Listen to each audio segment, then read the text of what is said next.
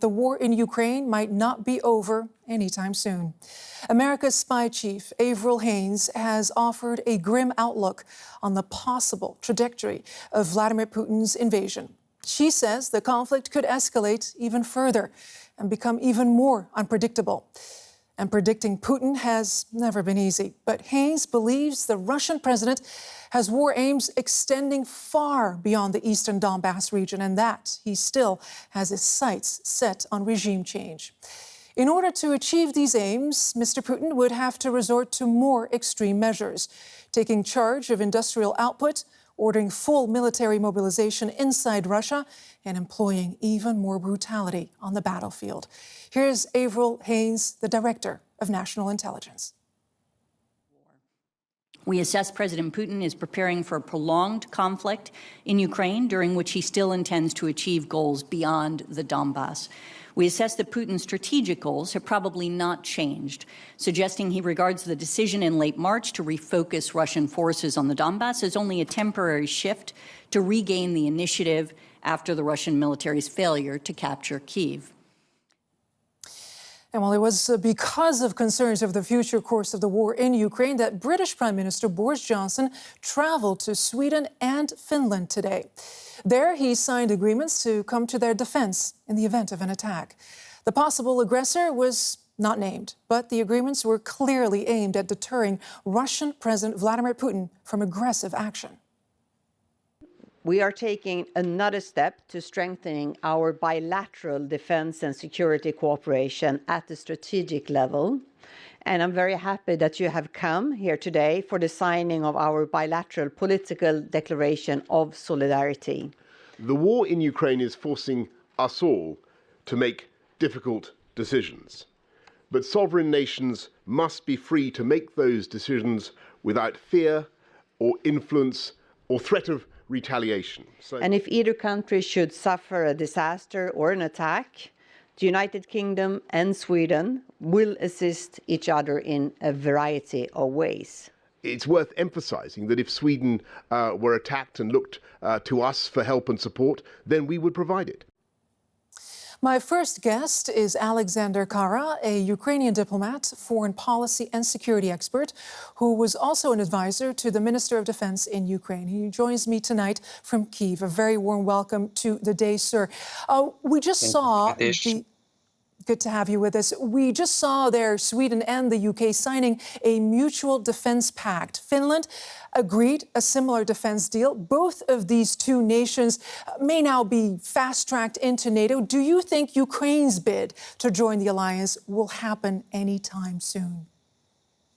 Well, certainly it's not going to happen soon, but I'm optimistic about the possibility of Ukraine to join in NATO. And actually, should Finland and Sweden join NATO, and there would be no, let's say, harsh reaction from Moscow, it would destroy the whole propaganda narrative of Russia that they are fearful of the NATO advancement towards their borders as a primary reason why they are fighting against Ukraine. So I believe it's a wise decision for Finland and Sweden to be protected under the umbrella of NATO. And certainly we wanted to have such an umbrella back in 2008. Unfortunately, for the position of Germany and France, we were blocked. And we now in dire straits. Firstly, Georgia in 2008, when Russia unleashed its force against this republic.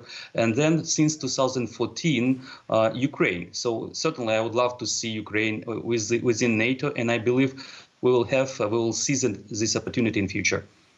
Sir, even without full NATO membership, your country has the next best thing, arguably, military and financial backing from your Western allies.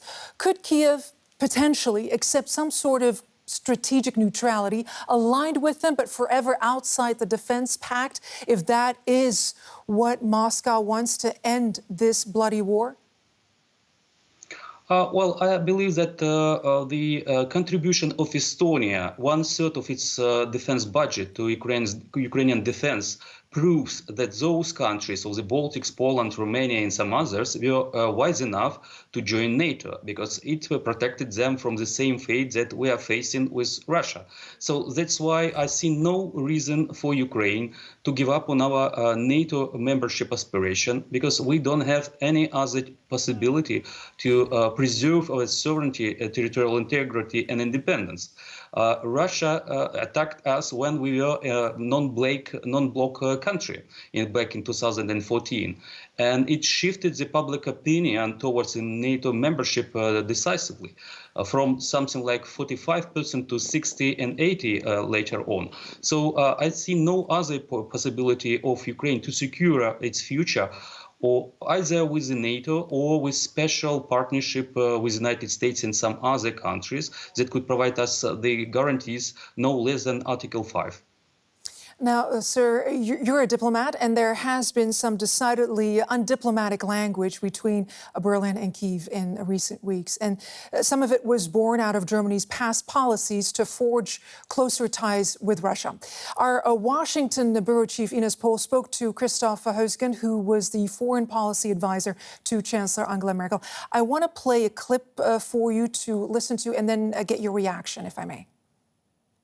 Basically, I think the idea that we had since the end of the Second World War, after, in the name of Germany, 27 million Soviets were killed, I think for us to try and get into a better relationship with Russia, to build bridges, I think was the right policy. We just have to realize that Russia today is ready to destroy all these bridges that we have been trying to build.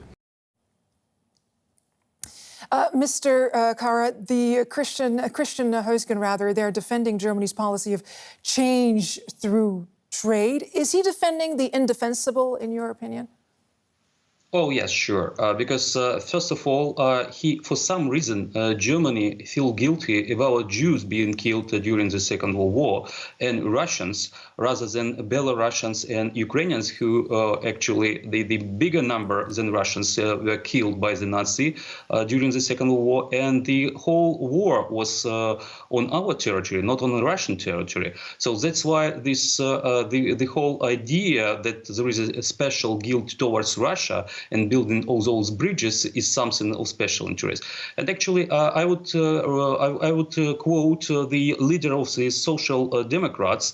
Recently, he announced that his party is changing or revising Ostpolitik towards Russia and other countries. And he admitted the wrongdoing of such a thing like overestimating Russian importance and underestimating the concerns of the Central and Eastern European countries. So I believe this is the right way how to reassess the mistakes of the consequent governments in Germany and reading of Russia in general, and certainly this ignorance of Germans towards the Central and Eastern Europeans in their, let's say, feeling and understanding of Russia much better than the so-called old Europeans. So I believe we can mend this. And possibly there are some mistakes from Ukrainian side. We haven't been trying to make Germans feel guilty for all those committed crimes during the Second World War, like Russia has been doing and underlying its importance in defeating Nazi. But we are doing it from an absolutely different point of view, because we've seen that Germany and Germans realized those crimes, and they changed themselves to completely. And actually, it's a different case with Russia. What we are seeing now, this aggressive war against Ukraine, it's the roots of this is that communism was not condemned like Nazism in Nuremberg process, and today's Russian ideology is based on imperialism and communism band together, even though it's incomparable things from the sane mind. So we would like to see more changes in the thinking of Germans with regard to Russia and with regard to not just Ukraine, but the whole bunch of countries to the east of Germany. Right. Alexander Kara, Ukrainian diplomat, foreign policy and security expert. Thank you for your time. Thank you for the invitation.